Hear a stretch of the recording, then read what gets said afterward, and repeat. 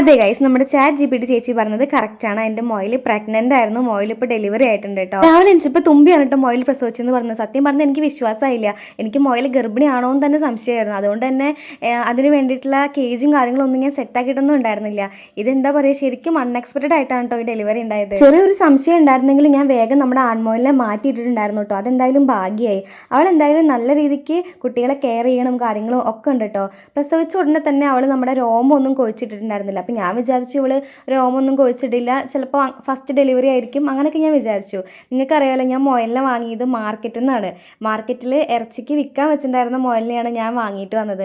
അപ്പോൾ ഇതിന് എത്ര വയസ്സുണ്ട്, ഇത് ആണാണോ പെണ്ണാണോ, ഇതൊന്നും എനിക്ക് കറക്റ്റായിട്ട് അറിയണ്ടായിരുന്നില്ല. പിന്നെ എല്ലാം ഗൂഗിൾ വഴി ഞാൻ ഗൂഗിളും ചാറ്റ് GPT ഒക്കെ നോക്കിയിട്ടാണ് ഇതൊക്കെ പഠിച്ചത്. പ്രസവിച്ചിട്ട് 2ാമത്തെ ദിവസമാണ് കേട്ടോ ഇവള് രോമം പൊഴിച്ചത്. അത്യാവശ്യം കുട്ടികളെ നന്നായിട്ട് കെയർ ചെയ്യുന്നുണ്ട് കേട്ടോ ഇവള്. അതേപോലെ തന്നെ ആൺമൊയലിന് ഞാൻ വേറെ കൂടും പണിതേ.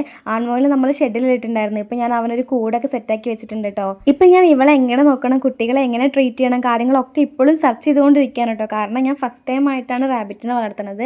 അപ്പോൾ നിങ്ങൾക്ക് എന്തെങ്കിലും അഭിപ്രായങ്ങളുണ്ടെങ്കിൽ ഒന്ന് കമൻറ്റ് ചെയ്യണേ. പിന്നെ നമ്മൾ അന്ന് വാങ്ങിയിട്ട് നെറ്റ് യൂസ് ചെയ്തിട്ട് നമ്മുടെ ആൺമൊയിലിന് ഒരു കൂട് ഉണ്ടാക്കുന്നുണ്ട് കേട്ടോ. നമ്മുടെ അച്ഛനും അമലും കൂടിയിട്ടാണ് ഈ കൂട് ഉണ്ടാക്കിയിട്ട് തരുന്നത്.